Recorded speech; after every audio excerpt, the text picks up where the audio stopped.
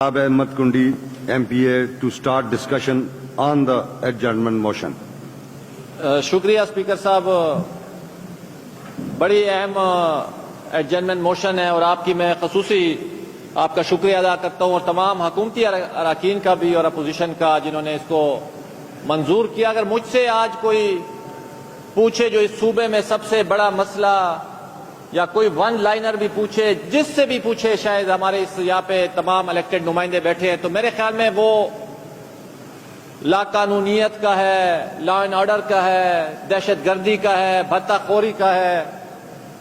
जनाब स्पीकर, हम जितना भी डेवलपमेंट काम कर लें, चाहे जितने भी हम कोई इनकलाबी काम कर लें, अगर हम अपने शहरियों को ये तहफ़्फ़ुज़ नहीं दे सकते जो वो उनका अमन कायम है, तो मेरे ख्याल में हम इस सूबे में तब्दीली नहीं ला सकते। और मेरी एक गुजारिश होगी, बड़ी तहम्मुल से इस हाउस में ऑर्डर रखते हुए जब हम बात करें तो ये तहम्मुल से सुने, और जब ये बात करेंगे तो हम तहम्मुल से सुनेंगे। और ये एक ऐसी डिस्कशन है जो मेरे ख्याल में कुछ दिनों तक चलनी चाहिए। उसके बाद हमें एक कंक्रीट यहाँ से एक रेजोल्यूशन भी जानी चाहिए, एक कमेटी भी बनानी चाहिए। जनाब स्पीकर, ये जो अमन की बात हम करते हैं, दहशत गर्दी की बात करते हैं, भत्ताखोरी की बात करते हैं, सुआत वाक़ये की बात करते हैं, कुरम की बात करते हैं, तो ये कभी भी हम ये नहीं कह सकते SHO, पुलिस, DSP, IG, ये इस लेवल का मसला नहीं है। वो कहते हैं एलिफेंट इन द रूम को देखना पड़ेगा, ना कि उसके पांव को कभी पकड़े कभी सूंड को पकड़े। वो एलिफेंट है क्या? मैं अपनी राय देता हूं, शायद मेरी राय से इनको इत्तेफाक ना हो। आज हमारे मुल्क के खुदादाद पाकिस्तान को 77 साल होने जा रहे हैं, लेकिन बानियान पाकिस्तान ने जिस फलाही रियासत का ख्वाब देखा था, क्या आज 77 साल बाद हम उस ख्वाब के कितने दूर या नजदीक हो चुके हैं?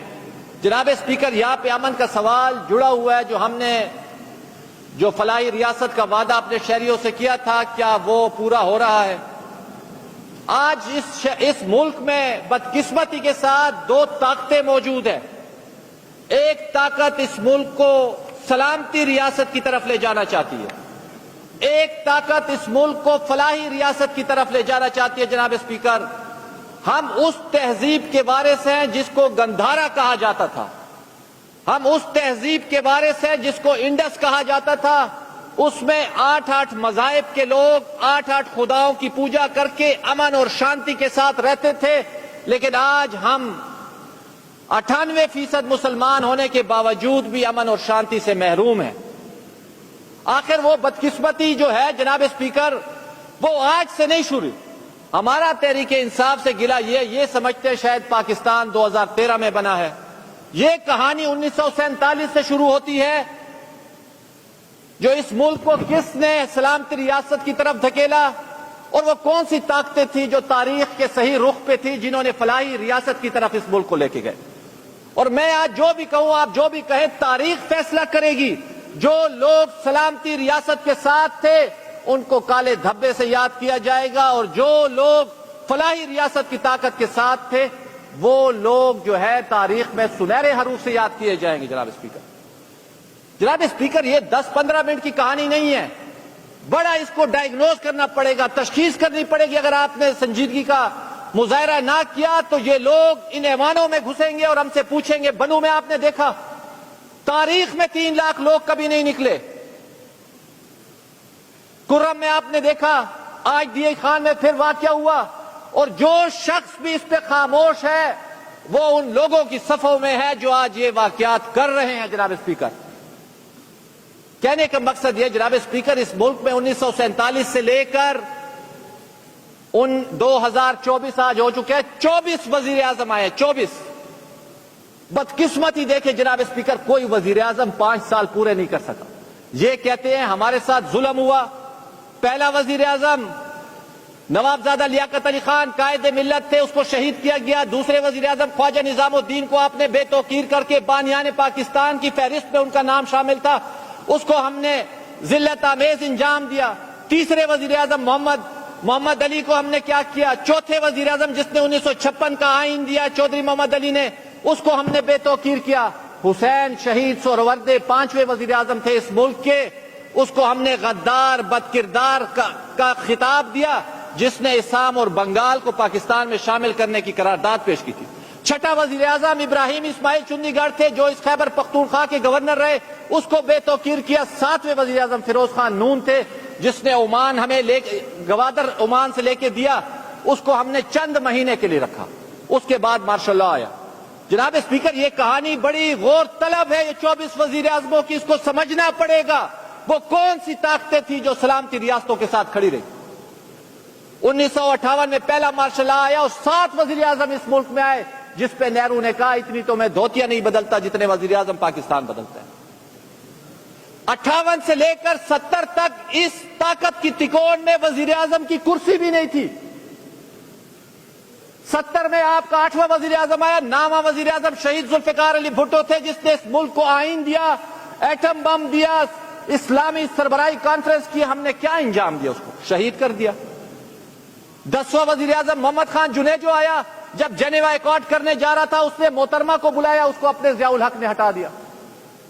11ویں اور 13ویں وزیر اعظم محترمہ بے نظیر بھٹو تھی. یہ تمام وقت سے پہلے بے توقیر ہو کے اپنے گھروں کو گئے. یہ بات بڑی غور طلب ہے. وہ بھی شہید ہوئی, دختر مشرق تھی, پہلی اسلامی سربراہی عورت جو ہے وہ الیکٹڈ ہو کے آئی تھی. لیکن انہیں کیا خبر تاریخ کیا سکھاتی ہے, جب رات کسی خورشید کو شہید کرے تو صبح ایک نیا سورج تراش لاتی ہے. جناب اسپیکر, 12واں 14واں اور 20واں وزیر اعظم میاں محمد نواز شریف تھا جس نے اٹل بہاری واجپئی کو مینار پاکستان پہ کھڑے ہو کے پاکستان زندہ باد کا نعرہ لگوایا. اس کے ساتھ ہم نے 99 میں کیا حشر کیا. جناب اسپیکر, اس کے بعد 15واں وزیر اعظم ظفر اللہ جمالی, 16 وزیر اعظم آپ کے غالباً چودھری شجاعت, 17ویں آپ کے شوکت عزیز, 18ویں آپ کے یوسف رضا گیلانوی, 19ویں راجہ پرویز اشرف, 21ویں جو تھے وہ شاہد خاقان عباسی تھے, 22ویں ان کے رہبر تھے جو واحد خوش قسمت شخص تھا جو کسی عدم اعتماد کی صورت میں گھر گیا تھا. نہیں تو ان 24 وزیر اعظم پاکستان کی تاریخ میں جناب اسپیکر کوئی بھی نو کراس جو بھی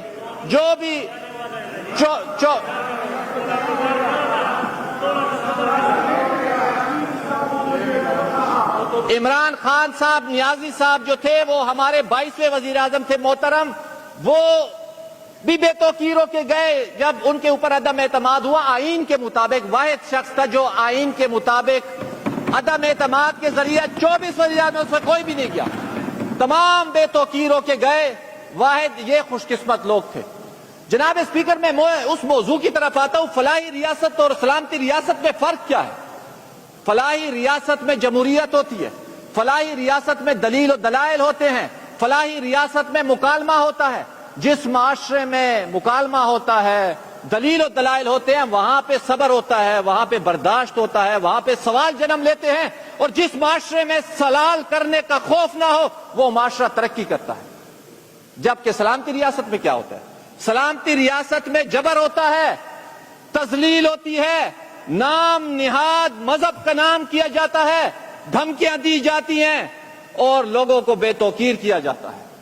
جبر کی طاقت کے ذریعے جناب اسپیکر, میں یہ نہیں کہتا, تاریخ کہتی ہے جو لوگ, اور اس میں سب سے بڑا کردار جنرل ضیاء الحق کا تھا جناب اسپیکر, جس نے اس ملک میں اتنی بڑی بیماریاں ہمارے اوپر چھوڑی. اس امن کے ساتھ اس چیز کی طرف جانا پڑے گا, تشخیص کرنی پڑے گی. سلامتی ریاست کی جو طاقتیں تھیں وہ آج بھی تاریخ میں کالے دھبے سے نام کیا جائے گا.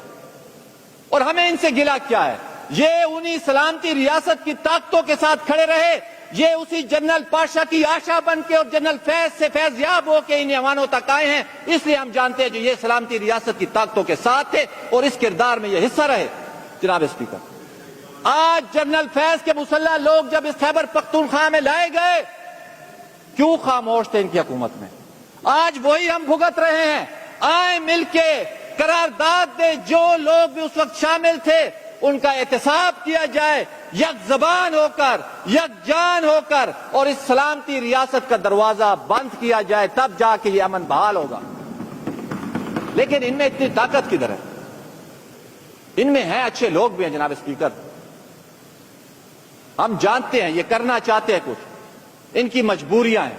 جناب اسپیکر, جب تک یہ ڈسکس نہیں ہوگا سلامتی ریاست کی طاقتوں کے ساتھ کون کھڑے رہے اور فلاحی ریاست کے ساتھ کون.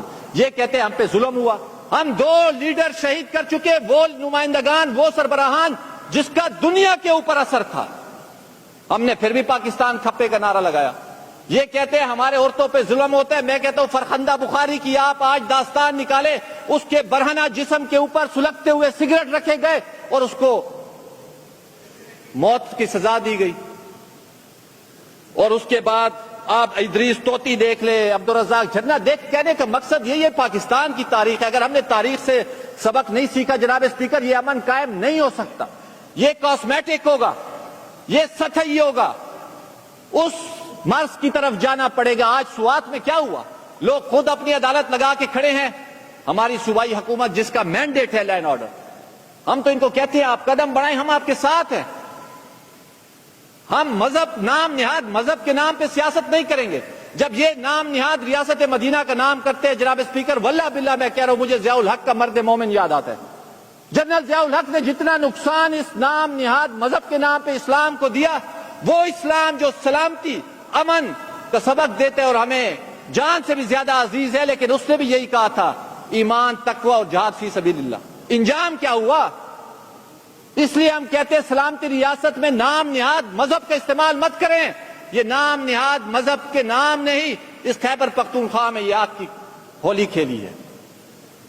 میں آپ کا زیادہ وقت نہیں لینا چاہتا, لیکن میں کہتا ہوں اس بات پہ ہمیں ڈسکشن کرنی پڑے گی. تلخ تجربات سے ہمیں سیکھنا پڑے گا اور سطحی باتوں سے نہیں ہو. یہ جو باتیں کرتے ہیں ہم تو کہتے ہیں دلیل و دلائل ہوں گے, مکالمہ ہوگا تو یہ فلاحی ریاست بنے گی. سوال کرنے کا خوف نہ ہو. آج آپ مجھے بتائیں اسپیکر صاحب, اس معاشرے میں ہم نے اتنی شدت, اتنی پولرائزیشن, اتنی انتہا پسندی پیدا کر دی ہے, کوئی سوال کر سکتا ہے؟ مختلف ٹیبوز بنا دیے ہم نے, اوپر سے یہ لوگ آ گئے, انہوں نے اور پولرائزیشن بڑھا دی ہے نام نہاد ریاست مدینہ کی بات کر کے. کہنے کا مقصد ہے جناب اسپیکر, ہماری گزارش یہی ہے, یہ 24 وزیر اعظموں کی جو میں نے آپ کو کہانی سنائی ہے, یہ کوئی حادثاتی طور پہ نہیں تھا. 56 میں جس شخص نے آئین بنایا اس کو ہم نے بے توقیر کیا, 73 میں جس شخص نے آئین دیا اس کو ہم نے پھانسی پہ چڑھا دیا, جس شخص نے 18ویں ترمیم دی اس کو ہم نے 12 سال جیل میں گزار دیا. خان عبدالغفار خان نے اس ملک میں 37 سال جیل گزاری. یہ کہتے ظلم ہمارے ساتھ ہوا. صمد خان اچکزئی نے 31 سال جیل گزاری, ولی خان نے 15 سال گزاری, آصف علی زرداری نے 12 سال گزاری, محترمہ شہید محترمہ بے نظیر بھٹو نے 7 سال گزاری. یہ اشک بہاتے ہیں ہمارے ساتھ ظلم ہوا. بابا ظلم ہوا ہوگا, ہم یہ نہیں کہتے جو نہیں ہوا ہوگا, لیکن اپنے اعمالوں کی طرف آپ دیکھیں. جناب اسپیکر میں پھر اسی بات پہ آتا ہوں. ہمیں وہ فلاحی ریاست جو بانیان پاکستان نے, جس کا خواب ہمیں 47 میں دکھایا تھا, جس کی بنیاد پہ یہ ملک خدا داد پاکستان بنا تھا, ان طاقتوں کے ساتھ ہم ہیں. آج پھر محترم عمران خان صاحب, نیازی صاحب کہتے ہیں میں فوج کے ساتھ بات کرنا چاہتا ہوں. جناب اسپیکر مجھ سے اگر کوئی پوچھے تو امن کا حل کیا ہے, جناب اسپیکر اس آئین کے اوپر عملداری اس امن کا حل ہے. آرٹیکل 244 کہتے ہیں every member of the armed forces shall make oath in the form set out in third schedule.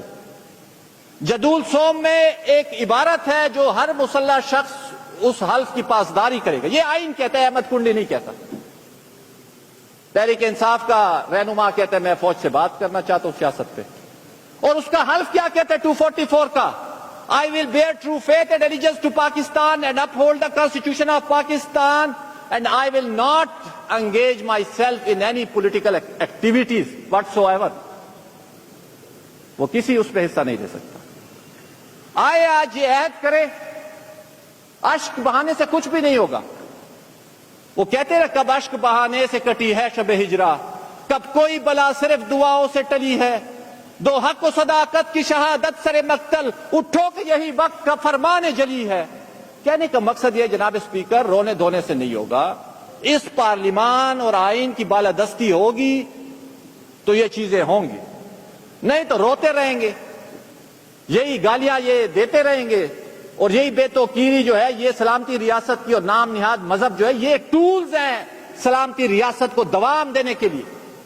اس سلامتی ریاست کو دوام مت دے, وہ بے توقیری, چور ڈاکو اور جھگڑے کی سیاست کو چھوڑ دے, ورنہ تاریخ سکھا دے گی ان کو. کچھ یہ لوگ سیکھ چکے ہیں, کچھ امید ہے جلد اور بھی سیکھ جائیں گے. بیٹھنا پڑے گا, مکالمہ کرنا پڑے گا, فیصلہ آپ لوگ کر لیں. ابھی بیٹھنا چاہتے ہیں مرضی ہے, تاریخ کا سبق سیکھ کے بیٹھنا چاہتے ہیں. بہت سارے فن خوان آئے ہیں یہاں پہ, تاریخ نے ان کو سکھا دیا. کہنے کا مقصد یہ جناب اسپیکر, میں اس کو وائنڈ اپ بھی کرتا ہوں. ون لائنر ہے implementation of the constitution. Article 5 کہتا ہے loyalty to the state is the inviolable obligation, is the basic duty. Sorry, اسی کا دوسرا پارٹ کہتا ہے obedience to the constitution and law is the inviolable obligation of every citizen. یہ آئین آپ کو راستہ دے گا, اور جس نے بھی اس آئین کے ساتھ کھلواڑ کیا ہے, قانون قدرت نے اس سے انجام لیا. قانون قدرت نے, کسی شخص نے نہیں. یہ مطلق العنانی کے ذریعے چلانا چاہتے ہیں, یہ خودشاہی کے ذریعے چلانا چاہتے ہیں, یہ ایک خوش پرستی کے ذریعے چلانا چاہتے ہیں. جناب اسپیکر, اس حکومت کو اس طرح چل نہیں سکتا. ہمیں اسی فلاحی ریاست کی بنیادیں رکھنی پڑیں گی جس کا خواب بانیان پاکستان نے دیکھا تھا. ہمیں ان سلامتی ریاستی کی طاقتوں کے دروازے روکنے پڑیں گے, تب جا کے یہ امن بحال ہوگا. وہی گندھارا جس کو پھول کی خوشبو کہا جاتا تھا, وہی انڈس سویلائزیشن کے ہم وارث ہیں, جہاں پہ مختلف مذاہب کے لوگ اکٹھے رہتے تھے. آج بدقسمتی سے ہم اپنے گلے ایک دوسرے کے کاٹ رہے ہیں. جناب اسپیکر, ہم اگر واقعی ان تہذیبوں کے وارث ہیں جو انسان کے عروج کی تہذیبیں تھی, جناب اسپیکر, آپ ہری پور, ہزارہ, سوات, مردان, چارسدہ, یہ وہ گندھارا تھا جہاں سے امن کی آواز اور شانتی کے ساتھ لوگ رہتے تھے. آج ہم گتم گتا ہے.